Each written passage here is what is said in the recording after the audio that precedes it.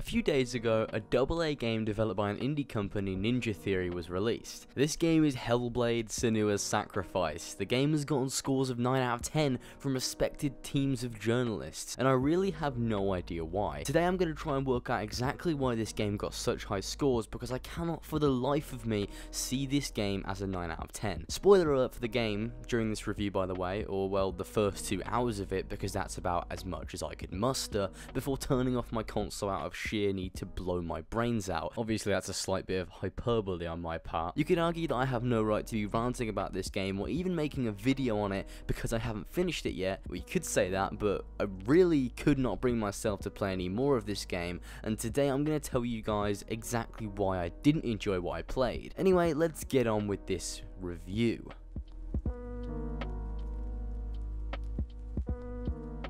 I think that the story of the game really is the main point. You play as Senua, a woman of Celtic origin whose life has been ruined by the death of her family members and those who are close to her. One of the most notable plot points that is evident as soon as you begin the game is the fact that Senua has psychosis, which causes her to hear many voices in her head. We as the player are one of those voices in her head that join her for the journey she has ahead of her. The game begins at the gates of Helheim, which is basically hell in Norse mythology, in which Senua has to exact her revenge on the goddess of death, Hela. This is a basic summary of the story, and it definitely is a strong way of starting. If you're literally taking on gods, it sounds cool as fuck. The story definitely is a strong point of the game. The one thing that kept me playing the 2 hours that I played was the intriguing story of the game. It is certainly unique, and I give credit where it's due, so I commend Ninja Theory for coming up with a story that is interesting enough to keep me playing a game that I was overall not enjoying. And we'll get to the reasons why I was not enjoying it shortly. Overall, it's got a solid plot. It has a mysterious vibe, and it doesn't let you know exactly what's going on right away. You need to be perceptive and not only listen to the characters in the game, but also to what the voices are saying in Senua's head. It definitely is an interesting method of storytelling, however that is all it is. The only good thing about this game is its plot. The characters aren't all that great, especially Senua herself. She's far from likable, and this is a huge issue.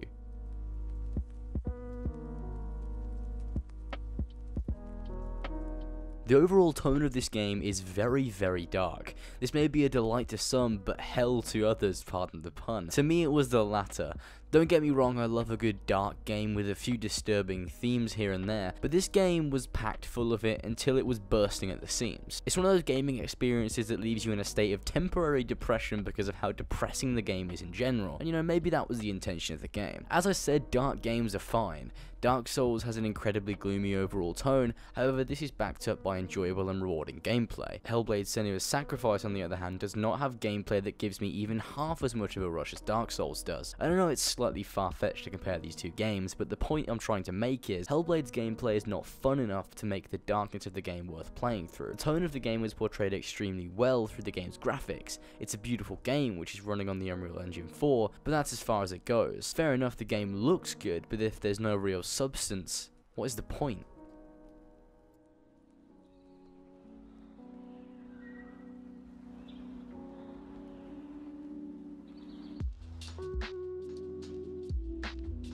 The gameplay of Hellblade really isn't its strong suit. From what I've played, it was repetitive and bland. You walk around solving puzzles that are literally exactly the same as each other, and then you kill a few of the same enemies over and over again until you reach a boss. As for the puzzles in the game, it's not that they're difficult because they're far from hard, it's just the fact that they're very repetitive, and they're used as filler gameplay until you get to the next area or pivotal story element. The gameplay consists of walking, looking at runes to open a door, and maybe having a combat encounter to then do it all over again in a new area. And this brings us back to the fact that it isn't fun. In a game so dark, you need to have enthralling gameplay that keeps the audience encapsulated in the story that you've created, or else it ends up being a boring mess. That's how I see it anyway. The combat is smooth, however, much like these puzzle sections, it also seems like it's plonked randomly throughout the game just for the sake of having another gameplay element, because the fights that occur don't have a reason for occurring, they just happen, randomly with no prior context whatsoever. It would be much more interesting if there were enemies that patrolled around the areas in which you solve puzzles, because not only would you have to solve these puzzles, but there would also be a constant fear of enemies. The boss battles at least have some reasoning, because you are actively seeking out these enemies instead of them teleporting to to you. For the most part, the bosses are all the same. You dodge, attack, and dodge some more with no real difficulty and no feeling of reward or triumph when you defeat them. They're just not particularly hard at all or interesting. They have exactly the same gameplay elements, and there's nothing that really differentiates them from each other. A boss really should be a hard experience, and in this game, they're just a means to getting to the next cutscene. I love a boss battle that makes me use every skill at my disposal to come out on top, because that's where the most intense gaming experiences lie. Boss battles are intended to be a challenge for the player, and in this game, they are literally just a massive sponge that you hit until it dies. For the most part, the boss just sits there and takes all of your hits and does nothing to defend itself apart from a few attacks every now and then. And even when its meager attacks do land on you, it does not do enough damage to significantly halt your pursuit. All you need to do to really evade any of their attacks is use the dodge button and roll away, and then you're basically fine. The combat system is also incredibly easy, and it allows you to actually cancel actions as you're doing them instead of forcing you to follow through with them. Meaning that if you do attack at the wrong time, you do have the chance to cancel this action and dodge out of the way in time. And considering the bosses never really do any AoE attacks, the attack will 100% not hit you. Anyway, the bosses look big and scary, but they're really just a huge sponge that you whack with your sword until they fall over and die. And that really isn't all that interesting whatsoever. The gameplay is bland, repetitive, and seems completely forced. The game might as well have been a movie because the gameplay served no other purpose than to make Hellblade a playable game.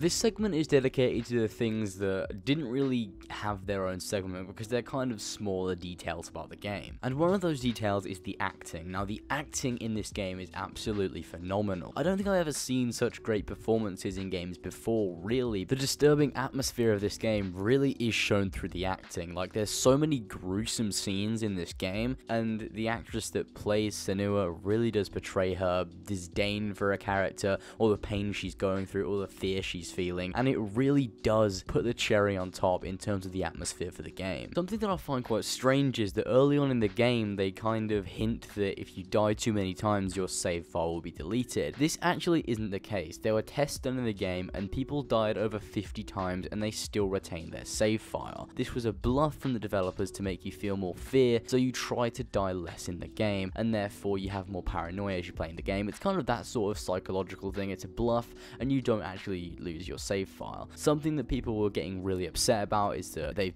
think they might lose their save file if they die too much, and this just isn't the case. If the mechanic was present in the game, I would put it down to bad game design, because there would ultimately have to be a difficulty setting where it deletes your save file, not forcing every player to have their save file deleted upon too many deaths. It's quite interesting that they decided to go with a bluff. I don't understand, like, it's just kind of a weird thing to put in a game, but it's interesting nonetheless. Something else that I can actually said the game did well is the soundtrack. There's actually a scene that I watched on YouTube, which is one of the very last scenes of the game, and the soundtrack is absolutely magnificent, and that's something that I can commend the game on. Obviously, it's nothing too special, it's not the best soundtrack I've ever heard in any game, but it definitely complements the tone, the theme, the characters, and just the game in general, and one of the very last scenes in the game does have a beautiful soundtrack, and I can appreciate that.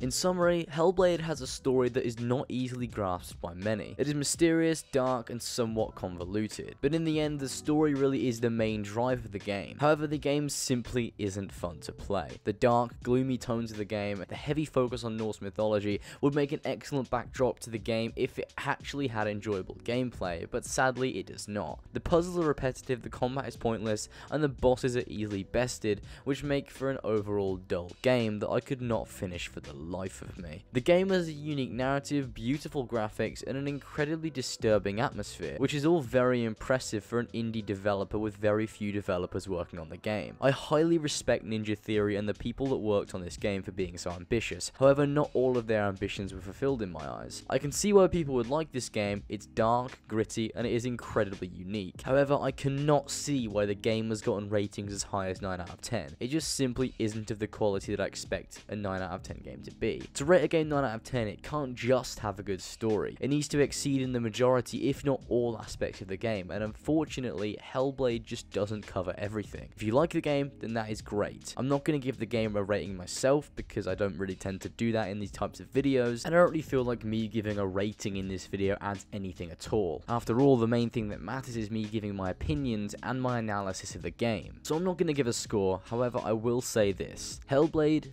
Senua's Sacrifice is not worthy of a 9 out of 10 score. Thank you guys for watching this video. I do hope you enjoyed it. It's been quite fun to make, in all fairness. Be sure to go ahead and like and subscribe for more commentaries like this in the future, and I'll see you guys in the next one.